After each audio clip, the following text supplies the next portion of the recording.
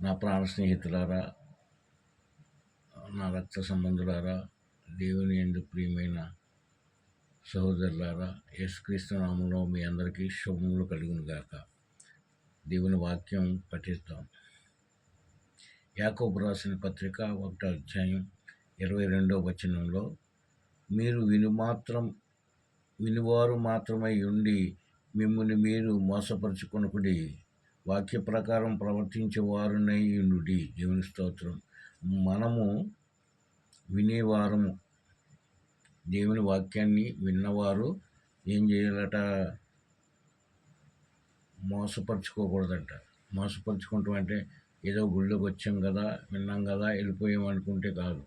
ఏ వాక్యం అయితే నీతో మాట్లాడుతుందో ఆ వాక్య ప్రకారంగా నువ్వు నడుచుకున్నట్లయితే దేవుడు నిన్ను నీవు మోసపరుచుకోకుండా ఉన్నట్లు లెక్క.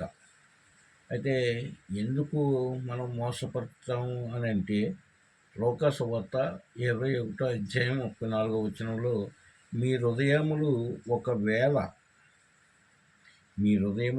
ఒకవేళ తిండి వలనను, మత్తు వలనను, ఐవాహిక విచారం వలనను మందముగా ఉన్నందున, ఏమిటట?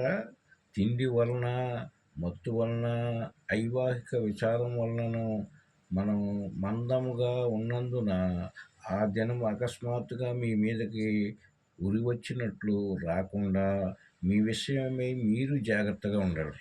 మన విషయంలో మనమే జాగ్రత్తగా ఉండాలి. నా విషయంలో నేనే జాగ్రత్తగా ఉండాలి, మీ విషయంలో మీరే జాగ్రత్తగా ఉండాలి.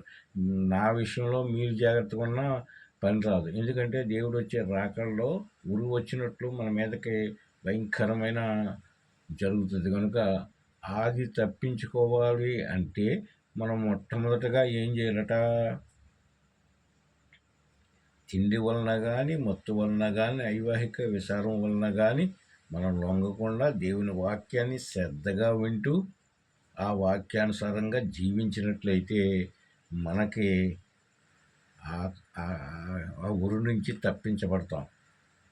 ఏమండి?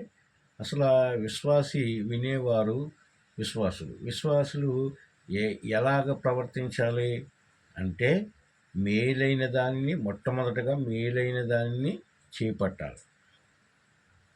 వినదగు ఎవ్వరు చెప్పినా వినినంతనే వేగపడక వివరింపంగన్, కనికల్లో నిజము తెలిసిన మనుజుడే బహు నీతిపరుడు మహిళ సుమతి.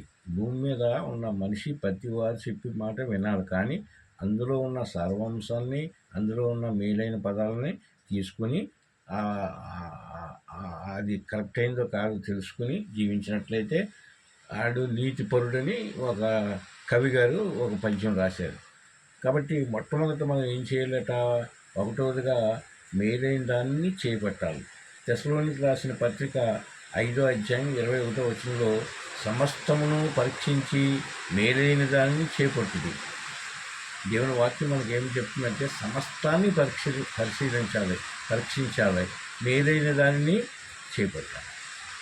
ఏది మేలు ఏది కీడు అంటే, మానవ లోకంలో మనం ఉన్నాం కనుక మనం ఎవరిని ఆశిస్తామంటే, మనుషులు, మన అధికారులు, వీళ్ళని పట్టుకుంటే మనకు ప్రమోషన్ వస్తుంది, వీళ్ళు పట్టుకుంటే మనకి ఇలాగ దొరుకుతుంది, ఈ విధంగానే ఆలోచిస్తాం తప్ప అది మేలైంది కాదు. ఇష్టం ఉంటే ఇలా చెప్తారు, ఇష్టం లేకపోతే ఇలా చెప్తారు. That's all.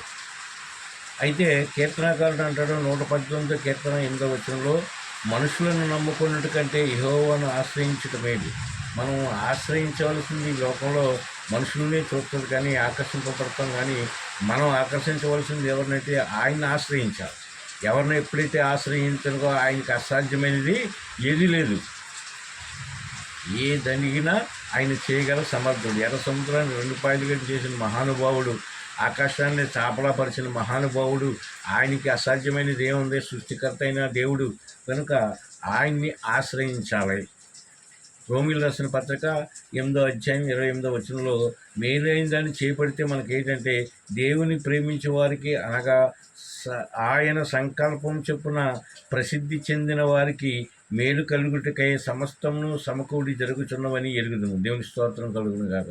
సమస్తం కూడా ఏది జరిగినా మన మేలు కోసమే దేవుడు నీకు చేస్తాడు. ఎప్పుడు చేస్తాడంటే మేలైన దానిని చేపట్టుకున్నప్పుడు. ఏమన్నా అర్థమైంది కదా.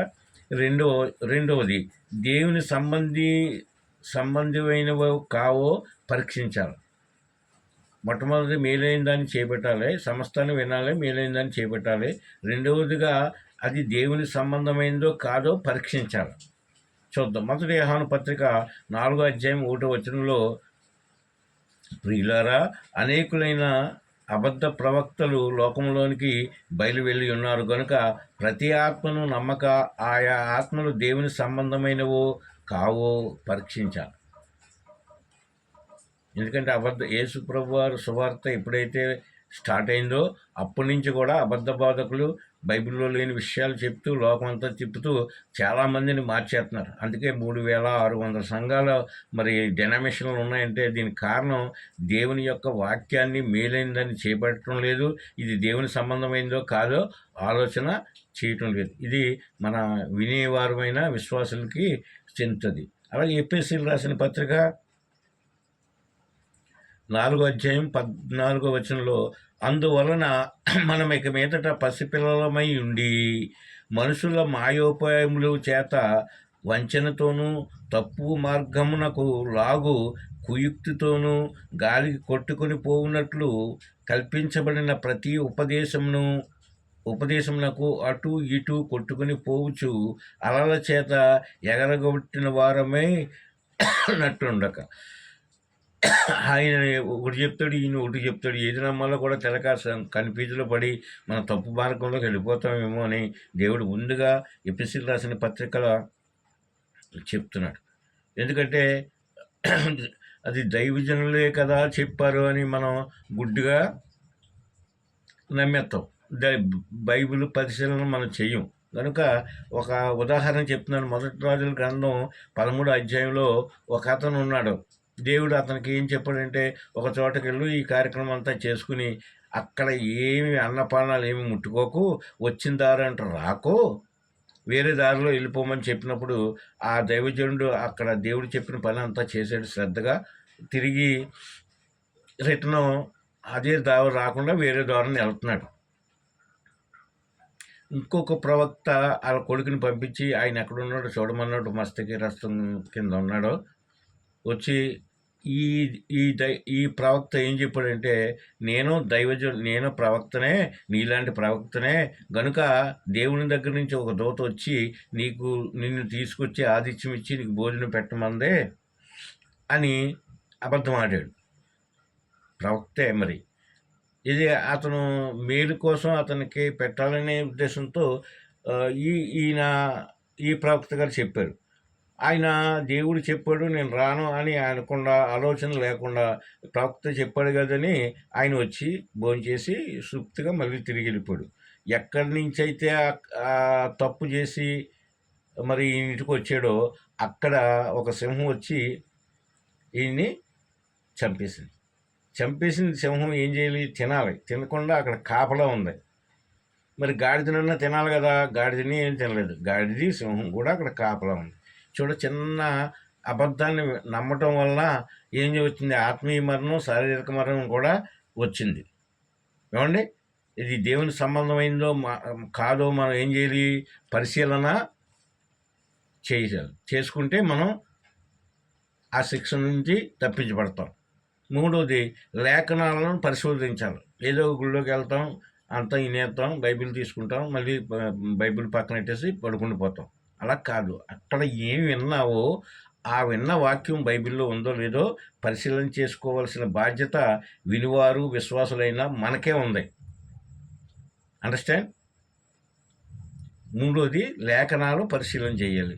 అపోస్తుల కార్యం 17:11 అక్కడ యెరూషలేము నుంచి సమస్యల గురించి పౌలు శీల గారు వచ్చేసి తెస్సలోనికలో బోధించారు.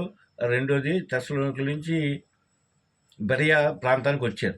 అక్కడ ప్రసంగం చెప్పారు. చదువుతున్నాం చూడండి.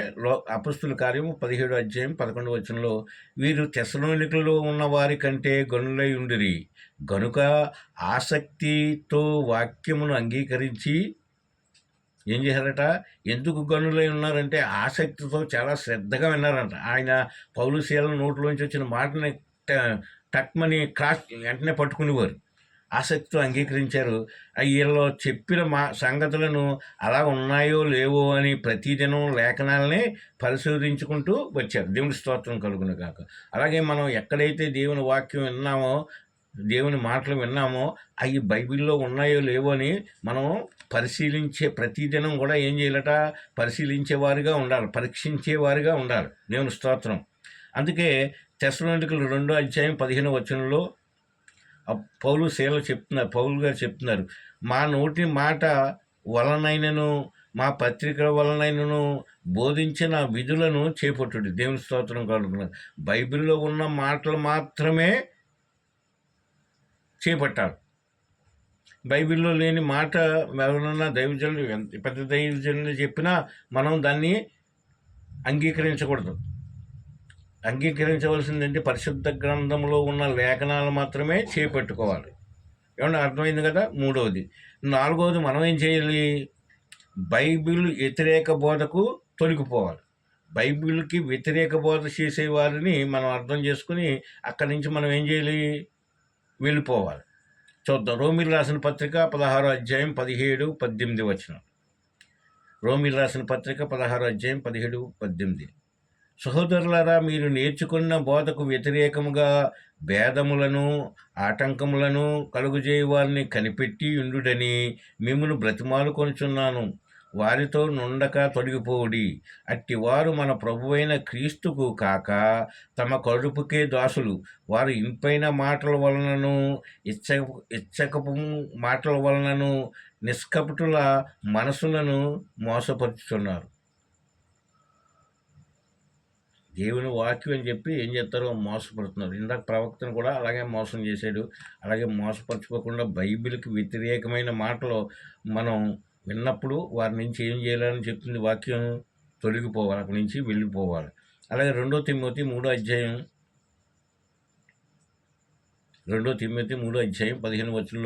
నీవు నేర్చుకుని రూఢి అని తెలుసుకున్నది ఎవరి వలన నేర్చుకుంటావో ఆ సంగతి తెలుసుకుని వాటి యందు నిలకడగా ఉండు. దేవుని స్తోత్రం కలుగును గాక. దేవుని వాక్యం ఎవరైతే కరెక్ట్గా సత్యాన్ని బోధించారో వారి వాక్యాన్ని పట్టుకుని అది బైబిల్లో ఉందో లేదో తెలుసుకుని నువ్వు నిర్ధారించుకుని ఇది కరెక్టే అని నిర్ధారించుకుని ఆ మార్గంలో నుంచి ఏం చేయకూడదట? నిలకడగా ఉండాలి.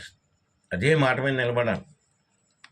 అంతేగాని అటు ఆ మాట విని ఈ మాట విని మధ్యని 2 పడవల మీద కాలెత్తి ఏమవుతుంది?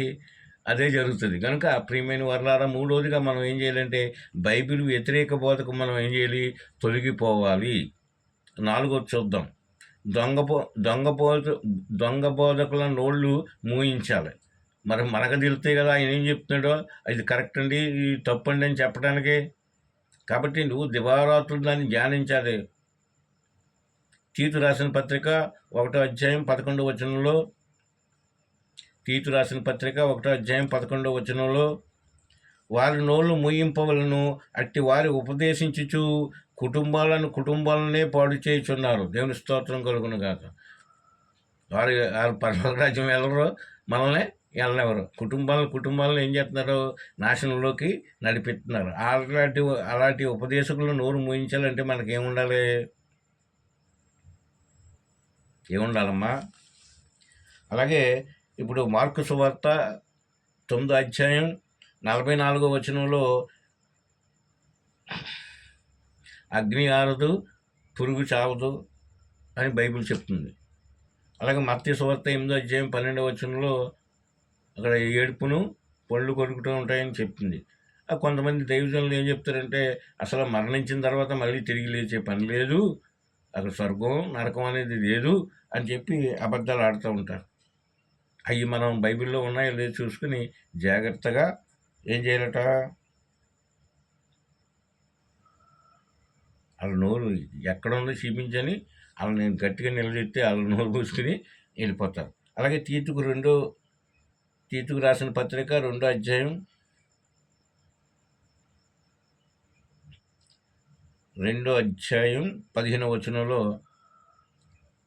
వీటిని గూర్చి బోధించుచు హెచ్చరించుచు పూర్ణ అధికారంతో దుర్బోధన ఖండించుచు నుండుము. నేనెవని నేనెవరిని తృణీకరింపకు. ఎప్పుడైతే దుర్బోధలో పడిపోతే ఇంతే అనుకుంటాం మనం. అలా కాకుండా ఆ వీటిని బోధించుచు, వీటిని బోధించాలి, బైబిల్లో ఉన్న మాటలను బోధించాలి, హెచ్చరించాలి. ఇలా ఉంది, అలా ఉంది, నీ తల్లిదండ్రులను నువ్వు సన్మానించే నువ్వు దీర్ఘాయుష్మంతుడు అవుతావు. ఇటువంటి సత్యమైన వాక్యాలు చెప్పాలి. సంపూర్ణ అధికారంతో దుర్బోధన ఖండించుచు నుండుము. దుర్బోధన ఎప్పుడు కూడా ఖండించము. దుర్బోధనకు మనం వెళ్ళిపోకూడదు. దుర్బోధన మనల్ని చూసినప్పటికే దూరం అయిపోవాలి. ఎందుకంటే ఇతనికి అన్నీ తెలుసురా, ఇతని జోలికి మనం వెళ్ళకూడదని దుర్బోధకులు మన దగ్గరికి రారు. నిన్నెవ్వరూ తృణీకరించరు. దేవుడికి ఇష్టంగానే ఉంటావు, మనుషులకి ఇష్టంగానే ఉంటావు. అలాగే 6వదిగా మిమ్మల్ని మీరే పరీక్షించుకోవాలి. నన్ను నేనే పరీక్షించుకోవాలి, మిమ్మల్ని మీరే పరీక్షించుకోవాలి. మనం చేసే పని ఏంటంటే మన కంట్లో దూలాన్ని నెట్టుకొని అతని కంట్లో నలుకని చూపించాం. అది కరెక్ట్ కాదు. మనమే పరీక్షించుకోవాలి. 2 కొరింథీయులకు రాసిన పత్రిక 13వ అధ్యాయం 2 కొరింథీయులకు రాసిన పత్రిక 13వ అధ్యాయం 5వ వచనంలో, మీరు విశ్వాసము గలవారై ఉన్నారో లేదో మిమ్మల్ని మీరే పరీక్షించుకొనుడి.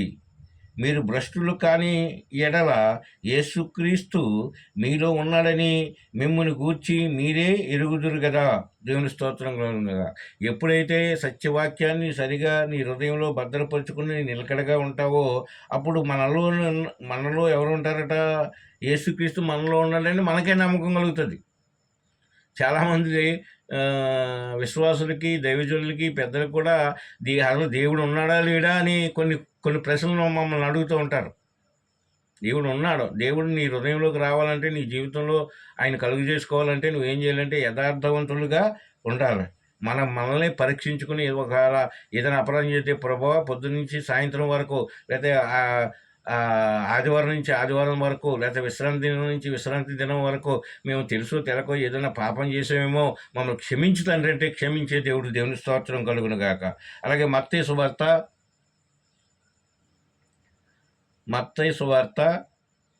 23వ అధ్యాయం 13వ వచనం చూద్దాం. 23వ అధ్యాయం 13వ వచనం. అయ్యో వేషధారులైన శాస్త్రులారా, పరిసయ్యులారా, మీరు మనుషులు ఎదుట పరలోకమును మూయుదురు. దేవుని స్తోత్రం కలుగును గాక. ఎప్పుడైతే తప్పుడు బోధలోకి వెళ్ళామో వాళ్ళు పరలోక రాజ్యంలోకి వెళ్ళలేరు. మనం ఇనివారం కూడా ఏం చేయలేము, పరలోక రాజ్యంలోకి వెళ్ళలేము. కనుక ఈ సత్యవాక్యాన్ని మనం సరిగా అర్థం చేసుకుని జీవించేవారుగా ఉందాం. 7వదిగా ఈ వాక్యం చెప్పి ముగించుకుందాం. 2వ యోహాను పత్రిక 1వ అధ్యాయం 10-11లో, ఎవడైనను ఈ బోధన తేక మీ ఇంటి చేర్చుకొనవద్దు, శుభమని వానితో చెప్పవద్దు. శుభమని వానితో చెప్పిన వాడు వాని దుష్టక్రియలలో పాలు పొందును. దేవుని స్తోత్రం. నువ్వు మంచిదానవే కానీ ఎప్పుడైతే ఆ బోధన విని లోనకు చేర్చుకుని భోజనం టీ లేకపోతే ఏదో పెట్టి శుభంగా వెళ్ళండి బాబు అని అన్నావనుకో, వారి పాపంలో కూడా వారికి ఏ శిక్ష వస్తుందో ఆ శిక్ష కూడా, నువ్వు ఎంత మంచిదానమైనా ఎంత భక్తురాలు అయినా ఆ శిక్ష కూడా నీకు వస్తుందని బైబిల్ చెప్తుంది. అంటే సొమ్మని వాళ్ళతో చెప్పొద్దు, వాళ్ళతో పలకరించొద్దని దానికి అర్థం. మరి ఇవన్నీ విన్నాం కదా. మొట్టమొదటిగా వినేవారమైన మనం ఏమేమి పాటించాలి అంటే, మొట్టమొదటిగా మేలైన దానిని చేపట్టాలి. మనుషులను ఆశ్రయించుట కంటే యెహోవాని దేవుణ్ణి ఆశ్రయించాలి. బైబిల్నే ఆశ్రయించాలి. వాక్యమైన దేవుణ్ణే ఆశ్రయించాలి. 2వదిగా అవి దేవుని సంబంధమైనవో కావో పరీక్షించాలి. దేవుని స్తోత్రం. 2వది ఏంటట, నువ్వు విన్న వాక్యం అది దేవుని సంబంధమైందా కాదా ఆలోచించి పరీక్షించుకోవాలి. 3వది లేఖనాల్లో పరిశోధించాలి. లేఖనాల్లో ఉన్నాయా, దేవుడు ఏం చెప్పాడు, దేవుడు ఎప్పుడు వస్తానన్నాడు, దేవుడు 2వ రాకడలో ఏం జరుగుతుంది, 2వ రాకడలో సూచనలు ఏంటి, ఇవన్నీ కూడా మనం జాగ్రత్తగా పరిశీలన చేస్తే దేవుడు అన్నీ మనకు తెలియజేస్తాడు. 4వదిగా బైబిల్ వ్యతిరేక బోధకు తొలగిపోవాలి. బైబిల్ ఎప్పుడైతే వ్యతిరేకంగా బోధ జరుగుతుందో ఆ బోధ కరెక్ట్ అయిందా కాదని ఎప్పుడైతే తెలుసుకున్నావో అది కరెక్ట్ అయింది కాదన్నప్పుడు ఏం చేయాలట, అక్కడి నుంచి తొలగిపోవాలి. 5వదిగా దొంగ బోధకుల నోళ్ళు మూయించాలి.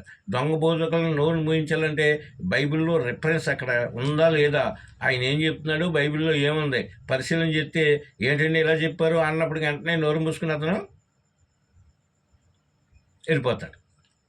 ఆరవది, మనల్ని ఎవరినో పరిశీలించడం కాదు, మనల్ని మనం పరిశీలించుకోవాలి. మిమ్మల్ని మీరే పరీక్షించుకోవాలి. ప్రభువా, మేము ఏదైనా అపరాధం చేసామా, నీ వాక్యానుసారంగా జీవించలేదా, మీ వాక్యం నాకు అర్థమవుతలేదా అంటే మీలో ఎవరైనాను అజ్ఞానులైతే జ్ఞానం కావాలని కోరుకుంటే దేవుడు విస్తారమైన జ్ఞానాన్ని, బైబిల్ జ్ఞానాన్ని మనకి అందిస్తాడు. ఏడవదిగా దొంగ బోధకులు, దొంగ ప్రవక్తలకు ఏం చెప్పకూడదు, క్షేమంగా వెళ్ళరండి, శుభమని చెప్పకూడదు. ఇలా చెప్పకుండా 7 మనం వినేవారు పాటించితే దేవునికి ఇష్టమైన బిడ్డగా, దేవునికి ఇష్టమైన విశ్వాసిగా, విశ్వాసం లేకుండా దేవునికి ఇష్టమైన వారు ఉంటారు. కనుక ఈ 7 మనం ప్రవర్తించినట్లయితే దేవునికి ఇష్టంగా ఉంటాం. మనకి ఏం కావాలో దేవుడు ఏ చింత పడక్కర్లేదు, రేపు ఇక ఏం జరుగుతుందన్న భయం కూడా అక్కర్లేదు, అన్నీ ఆయన చూసుకుంటాడు. నువ్వు అడగవలసిందల్లా ఏంటంటే, ప్రభువా నీతో పాటు నాకు నిత్య జీవాన్ని అనుగ్రహించని మనందరం ప్రార్థిద్దాం. దేవుడి చిన్న వాక్యం వినికిల్లో దీవించి ఆశీర్వదించును గాక. ఇది మీకు